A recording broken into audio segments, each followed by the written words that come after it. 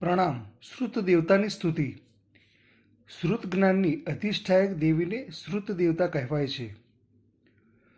સુવ દેવયાએ કરેમી કૌશગમ અનત્થ સુવ દેવયા ભગવઈ નાણાવર્ણ્ય કંબ સંઘાયમ તેસીમ ખવેઉ સયમ જેસીમ સુવ સાયરે બત્તી.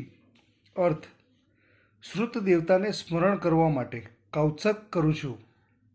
જેઓની શ્રુતરૂપ સાગરને વિશે સતત ભક્તિ છે, તેઓના જ્ઞાનાવર્ણ્ય કર્મના સમૂહને ભગવતી સરસ્વતી ક્ષય કરો.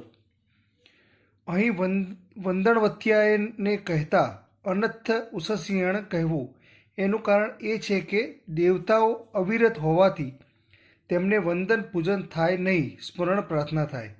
પ્રણામ.